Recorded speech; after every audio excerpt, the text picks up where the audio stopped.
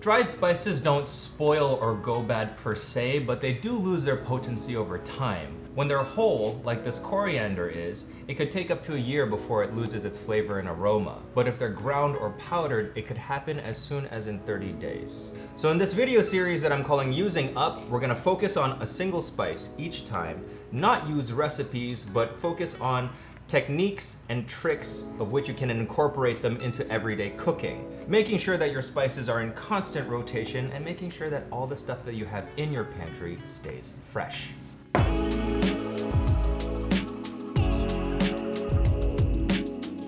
Coriander is a very mild spice. It has a fruity sweetness. Sometimes to me, after it's been toasted, it reminds me a little bit of Fruit Loops.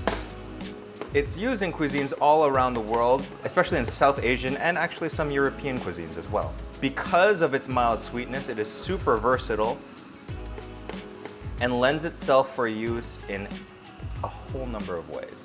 If you're gonna toast your coriander, all you have to do is put it into a nonstick skillet and move it around a little bit as it goes so that it doesn't burn. But once it starts to release its aroma, then it's pretty much done. Another clue will be small white wisps of smoke, nothing black or charry, but it's pretty much the residual steam from inside the spice coming up, and in that is the aroma that is being released. It's lemony, it's toasty. To me, it's like Fruit Loops. After toasting them, allow them to cool fully if you're going to grind them. Happens pretty quickly if you have a pan big enough. And then you can grind them in an electric grinder, coffee grinder, unrecommended, but get an electric spice grinder if that's what you're looking for. Don't use a coffee grinder, but I like to do things by hand.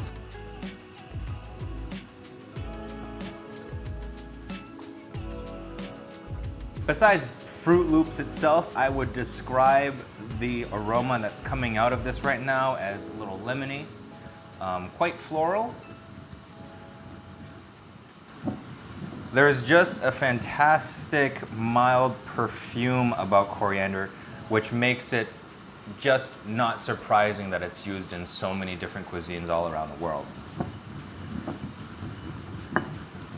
And that is what makes it one of my most commonly used spices.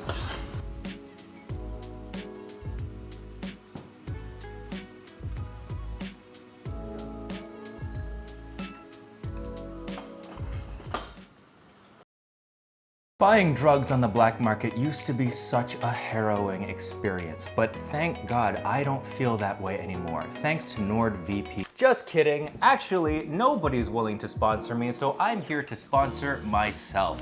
My cookbook, Kung Food by John Kung, comes out October 31st, but pre-orders are available now. The pre-order process is actually like really important when it comes to like first-time authors or really any author. So if you were planning to get my cookbook, it would mean a lot if you went ahead and just did it now and pre-ordered your copy. There are signed copies available if you wanted to.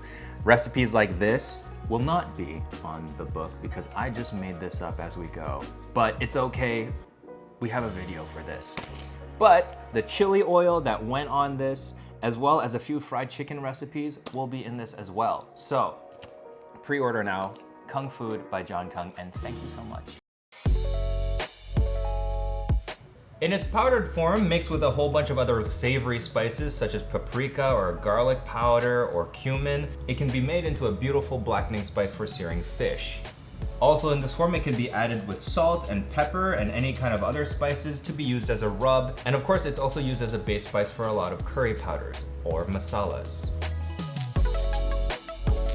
It also lends itself to perfuming rice really well. To do that, all you need to do is take your washed rice, and for every cup of rice, add about a teaspoon of coriander, up to like 5 or 6 cups, in which case you don't really need to do any more than that.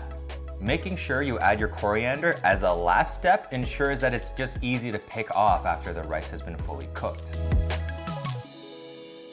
Coriander's natural sweetness also leads itself to complementing not just meat, but vegetables as well. So before you grill them, before you pan fry them or saute them, you can go ahead and give them a little bit of sprinkle over your vegetables before you cook them.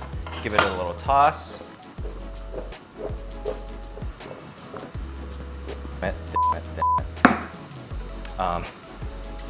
And then proceed to cook as you normally would. But in the oven, on the grill, roasting it, baking it, whatever, you can just use it up that way. Now we're gonna use this ground pork for spaghetti. So I'm gonna use some ground coriander and mix that directly in with the pork itself to bring out the natural sweetness that is in the meat to complement the tomato sauce. It's also mild enough that you can add it to things like ground lamb or ground beef for burgers without overpowering the burger itself. Coriander is also excellent for use in pickle brines for vegetables or even meat. From anything from pickled fennel to corned beef, you can just add it in whole or ground and it adds an amazing sweet and subtle aroma to whatever you add it to. Its aroma also lends itself to adding balance to soups really well. Any kind of broths, whether it be something for, say, ramen or a curry or any kind of thing that is braised or stewed, coriander is excellent for. To add it to these dishes, either tie them in a muslin cloth or add them to a tea strainer along with some other spices so that it can be easily removed.